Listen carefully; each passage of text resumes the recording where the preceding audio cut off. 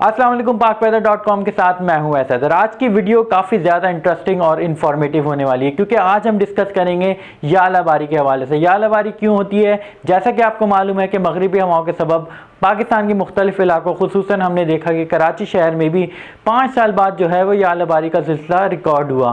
तो याला बारी क्यों होती है, इसकी क्या क्या वजूहात होती हैं, अब तक दुनिया में याला बारी के सबब एक इवेंट में कितने अफराद जाँ बाग हो चुके हैं और अब तक जो है वो दुनिया में कितना बड़ा हेल स्टोन जो है वो रिकॉर्ड किया गया। तो नाज़रीन, ये सारी इंफॉर्मेशन से भरपूर तफसीलात हम आपको इस वीडियो में बताने जा रहे हैं। वीडियो का आगाज़ करने से पहले हमारे यूट्यूब चैनल को सब्सक्राइब कर लीजिए और बेल आइकन को प्रेस कर लें।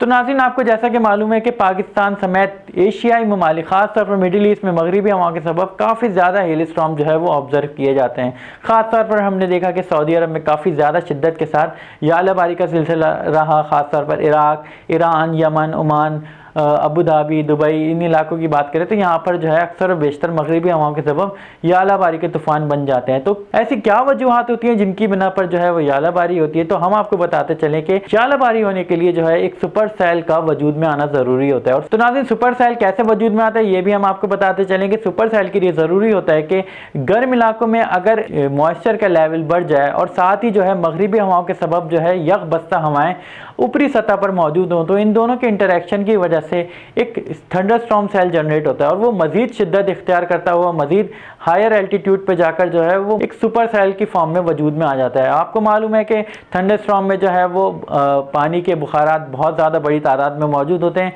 जो बारिशों का सबब बनते हैं, लेकिन ऊपरी सतह पर यक बस्ता हवाएं बादलों के दरमियान जो चल रही होती है वो उन पानी के ज़र्रात को, पानी के बुखारात को जो है वो बर्फ़ में तब्दील कर देती हैं। और जब तक ये बर्फ़ के ज़र्रात नीचे गिरना शुरू होते हैं, इनमें मज़ीद जो है वो नमी उनके साथ जुड़ती जाती है और जितने भी ये बर्फ़ के ज़र्रात होते हैं वो भारी होते जाते हैं और आहिस्ता आहिस्ता जो है वो ज़मीन की तरफ गिरना शुरू हो जाते हैं। इनका साइज़ डिपेंड करता है कि जितनी तेज़ यकबस्ता हवाएं होंगी उतनी ही ज़्यादा नमी इन बर्फ़ के टुकड़ों के साथ जुड़ती रहेगी और हेल स्टोन का साइज़ जो है वो उतना ही बड़ा होता जाएगा।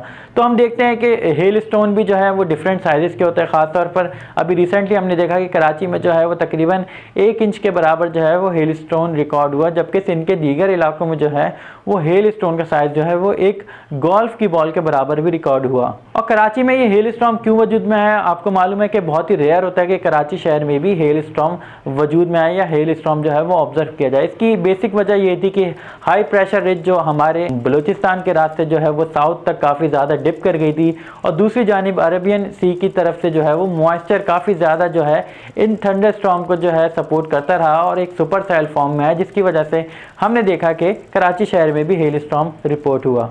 तो नाज़रीन, ये हैं वो वजूहात जिसकी बिना पर हेल स्टॉर्म फॉर्म में आता है। तो नाज़रीन, अब आपसे जो है वो एक रिकॉर्डेबल इवेंट शेयर करेंगे कि अब तक जो है सबसे ज़्यादा अमवात एक हेल स्टॉर्म के दौरान कहाँ रिकॉर्ड हुई। तो हम आपको माजी में लेके चलते हैं। तो मुरादाबाद इंडिया में एक ख़तरनाक याला बारी का तूफ़ान वजूद में आया जिसके सबब 246 अफराद जो है वो जाँ बहक हो गए और वहाँ पर एक हेल स्टोन का साइज़ जो है वो एक बड़े अंडे के बराबर या फिर क्रिकेट बॉल या फिर एक बेसबॉल के साइज़ के बराबर रिपोर्ट हुआ।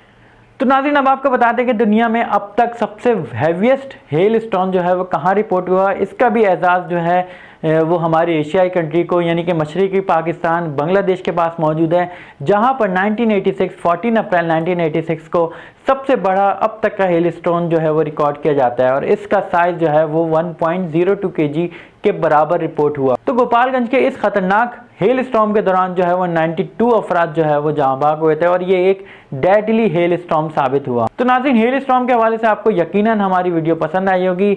अगर हमारी वीडियो आपको पसंद आई है तो इसको लाइक और शेयर करना ना भूलिएगा। वैसे वेदर एनालिस्ट को इजाज़त दीजिए। इंशाअल्लाह ताला मज़ीद वीडियोज़ के साथ हाजिर होते रहेंगे। अल्लाह हाफ़िज़।